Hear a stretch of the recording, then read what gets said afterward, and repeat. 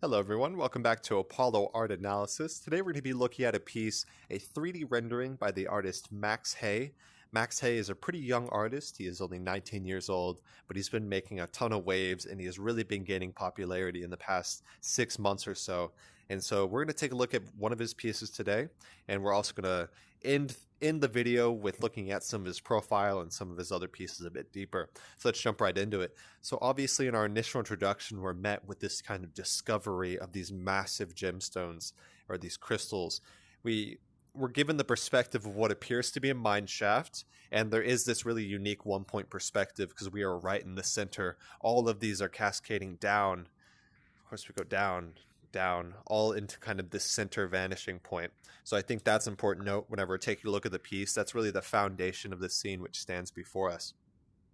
And it feels like we're standing right behind this figure. It feels like we've been following this character, and we're really seeing the candid moment right behind the figure of whether it's a discovery of what they were looking for or kind of just a surprise. You know, they may have just kind of fallen upon it and just discovered it for the first time. Maybe he's not necessarily looking for it, but they had that amazing discovery. So that gives us a really interesting sense of immersion. It makes us wonder, what got us here and what lies beyond this as well. It really immerses us within the spatial composition, and I think that's really important to note. That really gives that sense of divine, gives that sense of presence, and it gives that sense of life and, of course, immersion as a result. So we have a center contrast here, and we see that the crystal commands the center region of the spatial composition. And whenever an element of a piece of art sits in the center, it always emphasizes its form. So of course we don't see it commanding the entire center region. We see a dark and light contrast as well, kind of interrupting that. But here in the general center region, that is where a lot of the visual energy is coming from. And of course, that is where the emphasis is and the accent is all going towards that. And that is, of course, achieved by a light on dark contrast. And then you have a bit of depth and a bit more nuance with these kind of darker silhouette crystals as well, kind of poking behind there and poking behind there. It gives that a much deeper sense of nuance and a lot of life and character as a result. And of course, it has the illusion of depth. So that's also important to note. You have some in front of others. This one's in front of this one, but this one is also behind that, and this one is behind that, and even further and further and further. So that really pulls us in and captures our attention with absolute ease. Just notice the amount of light within this work, and that is of course thanks to the crystals or the gemstones. Think of early humans when they first found gemstones, whether it was kind of a geode that they cracked open, or whether they were diamonds, or whether they were jadeite or jade, anything like that. Due to the translucent nature of gemstones and crystals, that means that they are kind of a vessel that translates, hosts, reflects, and refracts different areas of light. And if you know anything about, super early humans and kind of how they view the world, that inherently makes the gemstone or the crystal a kind of vessel for enlightenment or a vessel for the divine. The other day, I was thinking about how we use jewelry and crystals or gemstones or anything like that, and we like to wear them. And I think that that's because we can take a piece of divinity and we can make it part of our own, and we can put it around our neck or put it on a ring on our finger or anything like that. You can pull a piece of divinity and always bring it with you, to always have it with you. So I think there's something that's really bigger than life, and it gives a lot of people a sense of meaning, especially if you've ever been to a museum and you've seen a really cool gemstone or a really cool crystal or anything like that, it captures your attention and you can't help but stare, And most of the displays in the museums will actually use light to emphasize and accent the form as well. So there's something here that feels magical, Not only are these massive crystals, but just the light that's coming off of them, that's incredibly important. So, as I mentioned before, we do have kind of this lone traveler or a lone hero here, and that lone hero is just kind of taking in the scene. And we see that the lone hero is emphasized through the silhouette of this dark on light contrast. Because he's standing in front of the gemstone, that, of course, gives a backlit silhouette, and that accents the form to just give us a very minute and very minimal perspective of the traveler, of the kind of secondary subject to the main subject here. but it still emphasizes it and gives it, really puts it in as a character that's relevant within the scene as well. So I think that's all really important to note whenever taking a look at this. Rarity, also, I want to talk about. So think about how rare it would be to find something like this, right? And whenever you find something that's so rare, even metaphorically, such as, discovering a new idea or discovering a new piece or starting a new art movement, wherever it lies in the rarity, there is a sense of grand importance. You were the one to discover that, and that's an incredible feeling. So I think Max Hay does a really, really good job at encapsulating that feeling, encapsulating that sense of divinity that the crystal or gemstones provide. So I think that's also really important whenever I take a look at this piece. So kind of in the realm of metaphor, I think that this could be a really good opportunity to talk about kind of the hardships of life and how, let's say, metaphorically, you're moving through a really dark place, right? You have the cave. It's really dark. It's dusty. It's wet. It's an unforgiving landscape, such as, like a desert as well. But those are metaphorical spaces of suffering in life.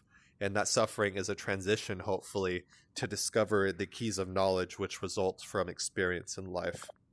And as we go through those hardships, if we have an open eye and we're paying attention, life really just brings out those lessons. And I think if we're talking metaphorically, that's what this piece could offer as well.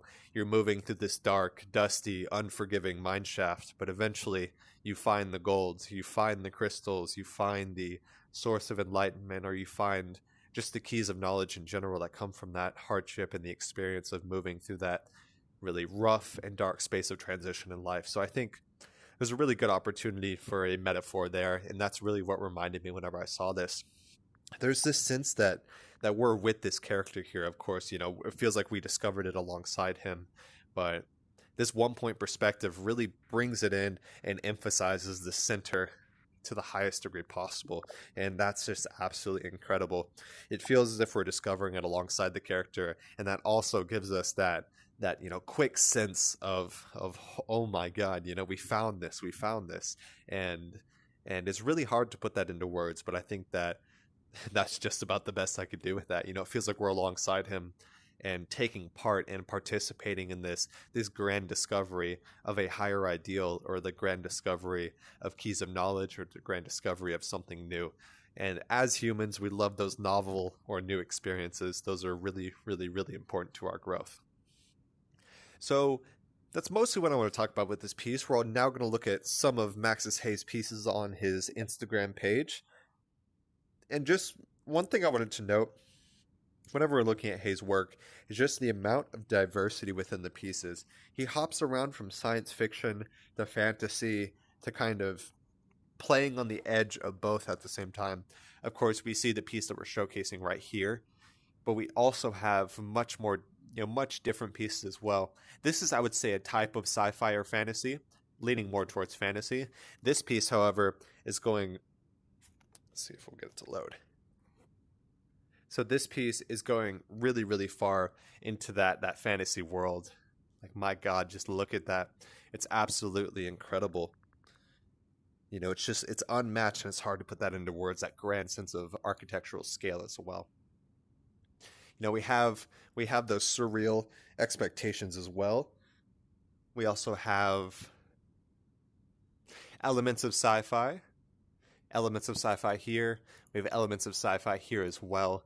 And it's just notice, you even have cyberpunk, which of course is a genre or a subgenre of science fiction. But it's just absolutely incredible how, see, we just showcased this piece. It's really, really incredible how such a diverse style he has. And I think the three-dimensional rendering really provides such a unique style to jump around. He has some dark art. He has some light art. He explores almost every range of the human experience. And that's one of the biggest reasons why I love Max Hay's art. I believe he has close to about 10 showcases within Apollo. So it's clear I love studying his art. There's a lot to offer. And even like we talked about today, that metaphorical discovery, that metaphorical transition through the tragic and dark parts of life, the suffering that life has at times. But what results from that is a much greater appreciation of the good, because just like the yin and yang, you don't know what a good day is unless it's contrasted with the bad days.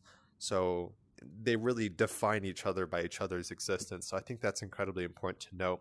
And always keep your eye open, even if you're going through a hard time in life, because you will eventually find those gemstones, whether it's, a person, a friend, a loved one to provide support, or you discover something new, such like a new movement. Maybe you want to create a new project to get some friends together and, really do something. But a lot of the times, the darker parts of life are what really make us appreciate the good times in life. So I think that's really important to note. I hope you guys enjoyed this piece. Max Hay has a bunch of different showcases. Check out some of his other art within the Apollo Art Gallery, and then also hop onto his profile, see some of his other pieces, see what he has to offer. Incredible amount of diverse style and a very diverse genre that Max Hay runs around in.